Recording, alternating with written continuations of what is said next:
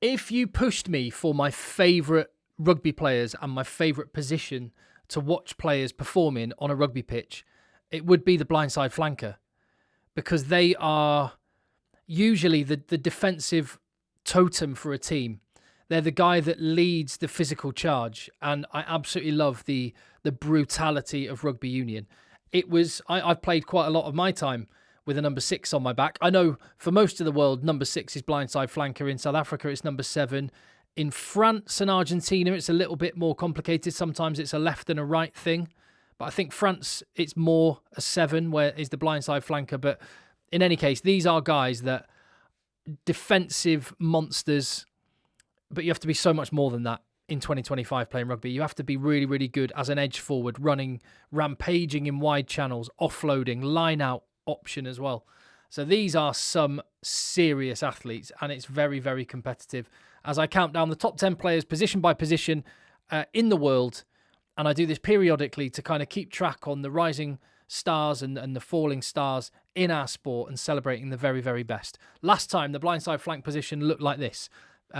Peter Steph Toy and Pablo Matera, Charles Olivon. I mean, some of these names in this position, Marcos Kremer, Rob Valentini, just immense.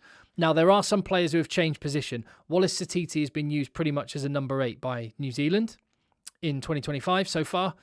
Chandler Cunningham South, I'm going to leave him in that 6th position. He's been used a bit at second row for England.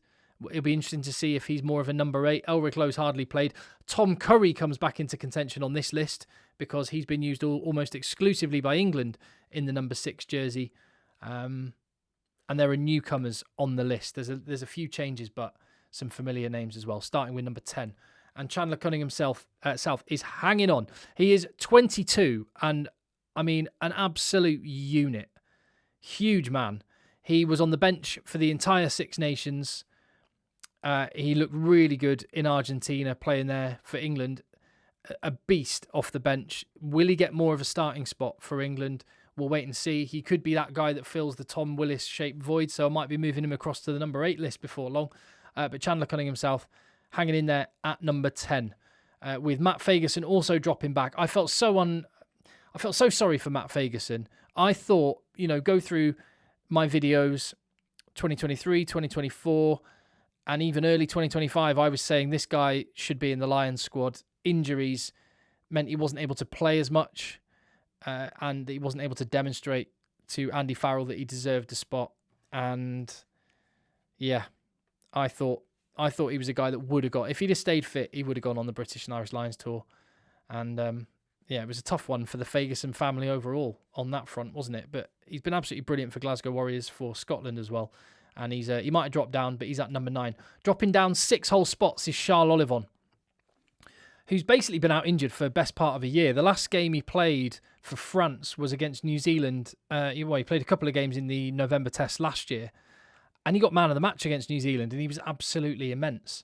He's a guy that wears number 7, but France quite often have their number 7 as the blindside flanker. He is elite on his day, and a line out forward, the support lines he runs, the ball carrying, he's just an absolute weapon. And he's just come back and started playing again for Toulon. And will he be back in the mix for France? We will wait and see what their squad says for that one. But on his day, a true elite player. So if he gets some game time, I imagine he'll be going back up this list. Into the top 10, Tom Hooper. What a 2025 he's had.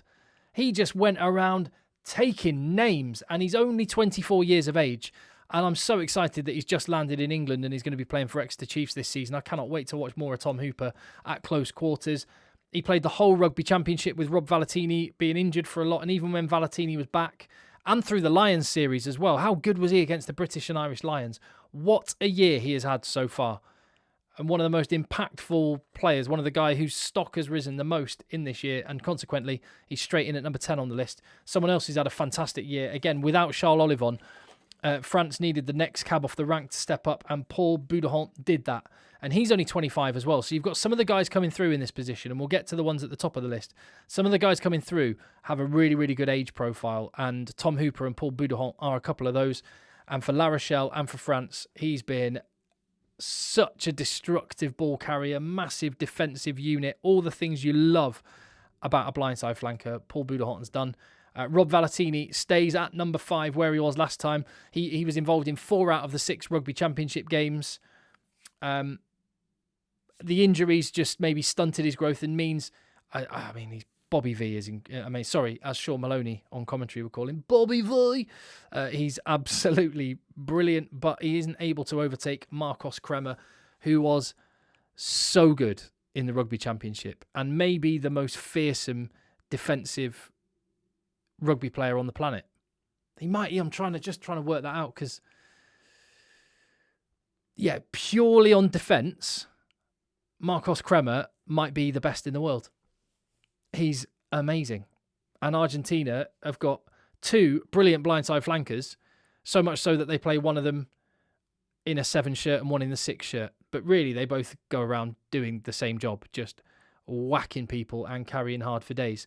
Tom Curry moves across from the open side flank to the blindside flank. He's being used in this role for England now and for the British and Irish Lions. And again, go back and look at the videos on this channel. I was always talking up for Tom Curry, reminding people what an absolutely world-class athlete and rugby player he is, when there were lots and lots of England players saying he's done, he shouldn't play for England again. I worried that his injury might be serious enough that it might be an issue for him, but I would never, ever doubt. And the people who were, after a couple of like those sort of Mickey Mouse games at the start of the Lions tour, saying Tom Curry shouldn't be starting, I mean, this is a test match animal right here. He started 3 more British and Irish Lions tests at number 6 and number 7. 2 tries in, what was it, in the first and second test or the second and third test? I can't remember which way round. He was England's best player in the Six Nations. And in any other position, I would say someone this good, most other positions, someone this good and who's played that well this year. And Tom Curry's 2025 has been absolutely exceptional. In most other positions, that would be enough to get you to the number 1 spot in this player power rankings. But this blindside flanker list is absolutely stacked. And I say that Tom Curry is a test match animal. Pablo Matera is just quite simply an animal. He is relentless, talismanic, like violently physical in the best possible way. And he's one of those guys I just love to watch play rugby. He's 32 years of age now. He's already a centurion of caps for Argentina. Who knows how much longer he can keep going, putting his body on the line. But he is just like a piece of iron. He never stops. He's amazing. What an absolute incredible player he is. And he'll be at the vanguard of Argentina trying to do something in this in this November Test series to get the best possible World Cup seeding they can to do well in what will probably be his final World Cup. Although I wouldn't put it past Pablo Matera going on till he's 38 and playing in another one. You never know. And of course, that leaves the number 1 spot to a god of a rugby player. What I would argue the greatest South African rugby player ever. And there might be some pushback on that one. For me, he's the greatest that's ever pulled on that green and gold jersey, and one of the best players, therefore, in my lifetime that I've ever seen. I think along with Antoine Dupont, they're the 2 best. That's the best forward and the best back in the world, and that I've ever seen in the flesh.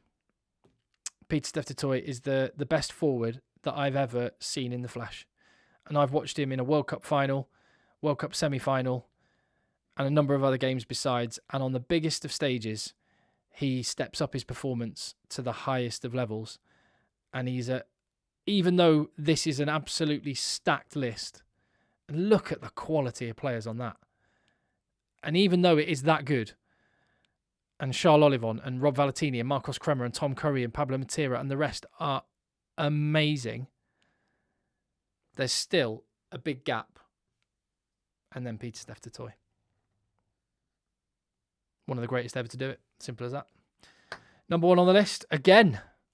He's only ever been at number 1 on this list in the player power rankings. There will come a time when that ceases to be the case. But for now, he's the king of that. Well, I was going to say number 6, the number 7 in South Africa, of course. There we go. Right, so next it will be the number 7s, or 6s if you're South African or French. and I'll be doing that on the next one. So you don't miss anything, hit subscribe, give the video a thumbs up, leave your thoughts down below. See you on the next video.